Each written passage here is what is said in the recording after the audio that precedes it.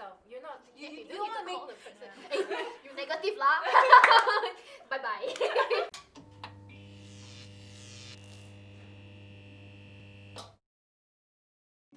Hello everybody, we're here again, we're back, and we're after hours.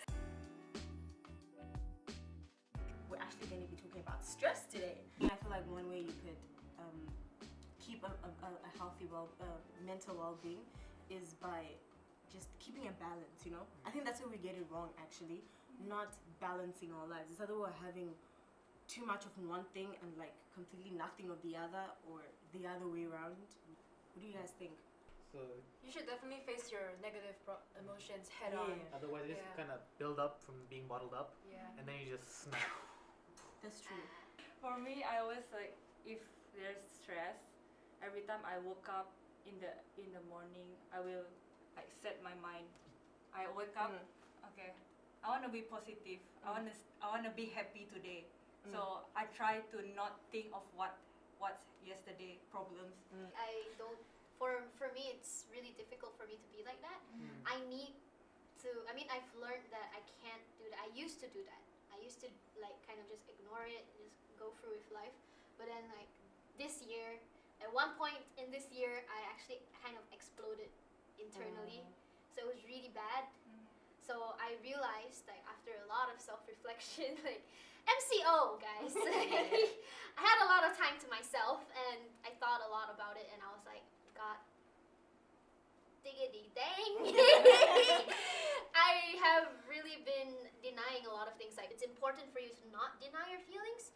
You really need to sit down and think about it, write it down. Like, it doesn't need to make sense. Just write whatever, and then after that, try to think about it. It's like, okay, what am I feeling right now? Okay, if I'm upset about this, why am I upset about it? Like, you know, why am I upset? Why does this make me upset? You cannot deny what you feel, but I also agree with what she said. So what I do is, right, I get up in the morning, all right, and I say, okay, how do I want this day to go? So then I have my morning affirmations, which is pretty much say, okay, this is what I want from the day. This is how I'm going to achieve it. So then I think, okay, what are the problems in my life? Now I'm going to see, okay, what can I do about it? If there's something I cannot do anything about, ignore it, because eventually a moment will come where I can solve it. For me, I know after like being around so many people in my life, in my family, right, I know who's hard on me and actually there for me. Like, they're hard on me for a reason. But then there are people who are just hard on me just because they feel they can kick me down. No, I'm not saying that we need to be, like, we need to recognize our own faults. What I'm saying is, sometimes we love each other, but we're making it hard for each other. So what I'm saying is, like, how are we gonna overcome that? Like, we love each other. Like, for me, in my situation, is that I speak English very well, I think. But my Mandarin, but the thing is, my parents, they can't understand English very well. They don't speak, I don't speak Malay that well. I'm sorry, I'm Malaysian, but I can't speak it very well. My parents can, but I can't use that language either. So then, like, when I'm trying to communicate with them, especially when I was going through a hard time during MCO, I was trying to tell them what I was going through, but they couldn't understand because they're also in a generation where mental health wasn't really talked about. So going back to Arham's point about dealing with your problems in a healthy way and not seeking solace at the very bottom of a bottle, I relate to that a lot, because there was a period of time when I was going through a lot, and like my problems just slowly started piling up on top of each other, just like fighting to get out, and then like when it finally just filled up, it just exploded everywhere, and I didn't know how to deal with it. So I do drink, but like that was the time when I started drinking regularly. And when I say regularly, I mean like regularly. I would go to the club every single day, And drinking to forget. That's the unhealthiest way to drink. That's the most irresponsible way to drink. Do not do that, kids. Drink responsibly when you're at a legal age. Just drink water. Please, just drink water. Do not do that, kids. Well, that's a bad example to deal I with. know. Okay, I'm sorry. I'm part of the bad kids club. Don't do that. But I should say that I'm glad, you know, you acknowledge that, you know, it's not the right way to go about it, and after that acknowledgement, I'm guessing, you know, it helped you then do the right thing. But earlier, Winona mentioned something about when you were going through Yeah, your... this which is last year. I hit my lowest point. Like it's the most lowest, like lowest. It's like very bad. Yeah, and I think Emily remembers it. Man, you know when someone is really quiet, they don't talk much, and then they suddenly start crying. That's like the scariest thing to see. Honestly. But yeah, it's okay. Yeah, I'm still here, and how I cope with it. I remember when there's the time that it was in somewhere, not in Miri.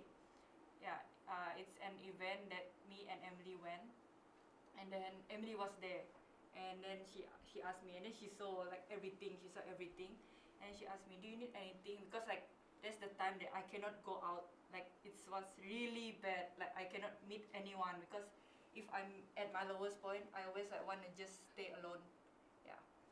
So Emily was there, and then she asked me, "Do you need anything?" Like she's very. I remember you very concerned. Like she really took care of me that time. Was she there as Miss Vibrant, influencer, beauty queen? Yes. Let me know No, the she's like story, me and please. like us friend. Oh. Yeah, like we only us. Yeah, it's good to rent something to someone else rather than you bottle up all your emotions. Yeah, it's not healthy. Yeah. So we have two examples of how to deal with things. Yeah. Drinking, that shouldn't be done. I'm not judging you. I mean, Regrets. Regrets. I mean, yeah, that's what we're talking about, right? Being so low that you don't know what to do, or you are blinded as to what's the right thing to do. But I like what you said, that you know you take time to yourself. For me, that's how I deal with stuff. I will take time to myself. I will take time to just think, and I'll rather write a poem, write a short story about my feelings, or just write my feelings. And I feel like in that moment you are true to yourself. Because in the moment that you took to be alone, it was just you and your thoughts. There weren't people around you. You were not trying to be strong for people. You were not trying to block your weakness from other people. It was you, your raw emotions by yourself. And that's how I feel also, like, you know, like when I'm writing my stuff down, it's my head. Everything that I'm putting down is straight from my head. It's not influenced by anyone. So as I'm writing, I'll write about, you know, whatever I'm feeling, and it's raw. It is what it is. When I'm writing about how I'm going to deal with it, it's raw. I'm writing about how I'm going to deal with it for myself, you know, not to make it easier on another person.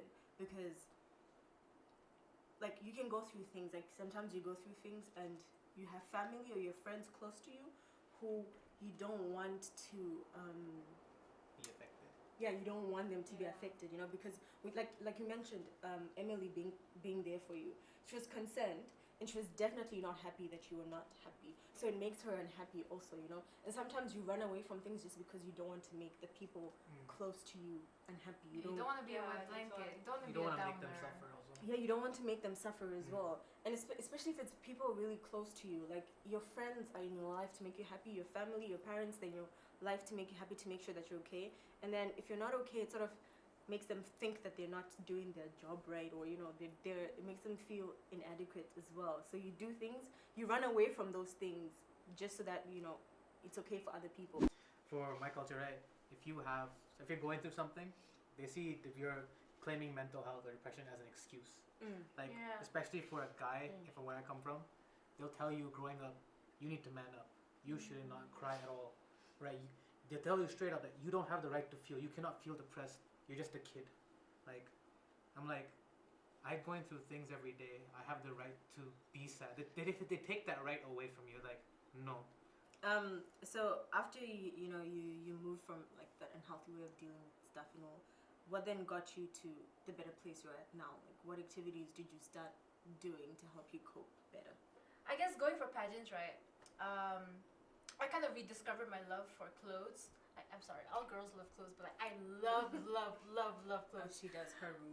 Like, I can't But relate. like, I love thrifting. I love giving old clothes new life. I love making clothes because like sometimes I'm too broke to buy clothes. Like I'll see a really nice dress online, but like it's out of my price range. So I decide, you know what, I'm gonna try to make it.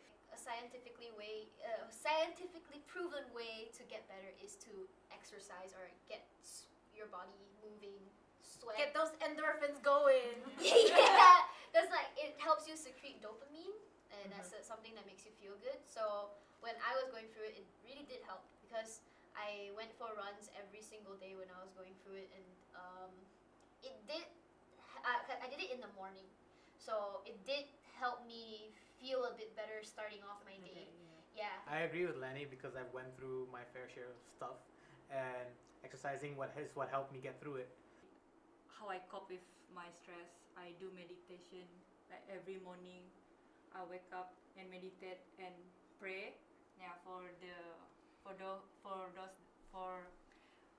who is believer. Yeah, you pray. That's like the important and the value that you have to do. You know, like anything that can just try anything. Be open to trying anything, like meditating, exercising.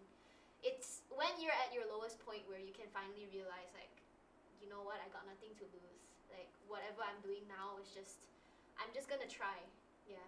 So just try. It's also a form of self-discovery. You know, you're kind of finding out who you are, figuring out yourself. What makes you feel good? What makes you feel bad? What helps you get through bad times? It's the sense like you're renewing your life. Yeah, being your new self.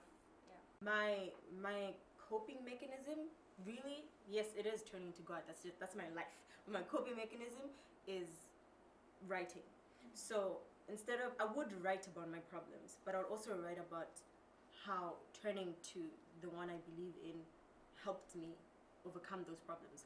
And you mentioned, like dancing, how you would perform for people and that would make you feel good. In the same way for me, instead of performing the sad poems, I'll perform the more happy poems, like, yo, God is here, like stick to God type of things. And that's what helped me cope, like looking at a situation and saying, oh my gosh, I don't know what's happening, I don't know what I'm doing, I don't know how I'm gonna get out of this, and somehow I'm out of it, and I know it's not my doing, I know it's not me who got out of it, and being able to then write about that and tell someone else that, yo, there's hope, like, hey, there's hope. There's hope. Yes. Yeah. So I guess you're right. Like if you do have a religion or just something above you, it might not be religiously, but something above you that you can turn to. I feel like we've touched on a lot. There's probably a lot more, but just to sort of like round up everything that we've talked about today. I also just feel like we've learned something today. Okay, I've learned something. Therapy session. Yeah. This was a we learned therapy about each other. session. Yeah, we learned about each other. That's so true. We learned about each other. What have you taken out of today? Like, how can you sum up today? Not drink my problems away. That's it. Okay. That works. Find something you love doing. Find a hobby. Find a passion. If you don't have a passion or a hobby, I guess just do the little things that make you feel happy. Like you can make a nice meal for yourself every once in a while if you're feeling down. Try not to use swear words. Or you could complete your assignment on time. Makes you feel great. It's the little things in life. That is not very little.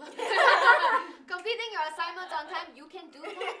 Damn, respect. Man. Respect. Yeah. I mean, for me, I learned that everyone has a past, and everyone is on their path to finding their own truth, and that instead of, let's say, making it hard for them, try to empathize as much as possible.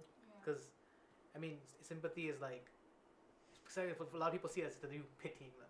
Don't pity them. Try, if you cannot, let's say, empathize, just there's a better way you can approach things instead of just giving them pity. There's really a fine line between pity and empathy and sympathy. Yeah.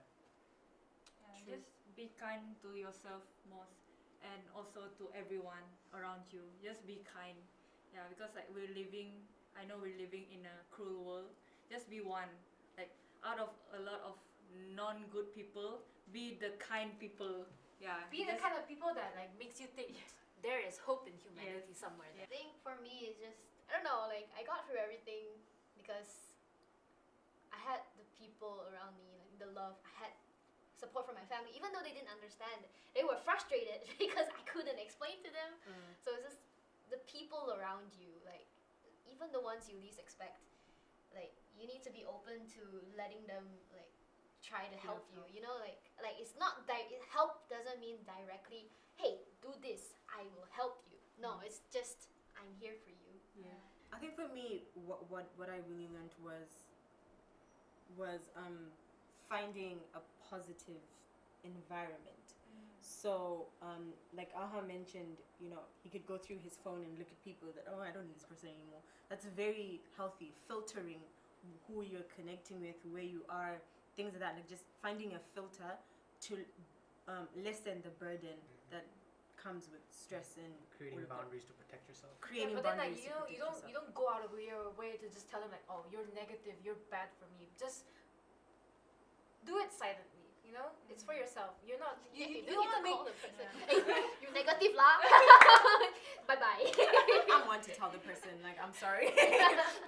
Because I wouldn't want someone disappearing from my life and not knowing why. Like, I will tell you. I'm not, because if I don't tell you, I'm going to feel bad for just disappearing out of your life. But I'm going to let you know that, yo, you messed up and I'm leaving. Bye. But yeah, I think it was a good session. Everybody back home, thank you for sticking with us for this long. Thank you. And just remember that stress is real, sadness is real, anger is real. Depression It happens. is real. Yeah, Anxiety is real. it happens, and you're not the only one going through it. I guess you we can might say not know we're you, here but for like, you. yeah, we are here for you. After hours is here for got you. you. We got you. We It's got okay you. to feel, but just remember, channel that in a better way so that you don't harm yourself. Remember to smile more. All right, guys. Bye.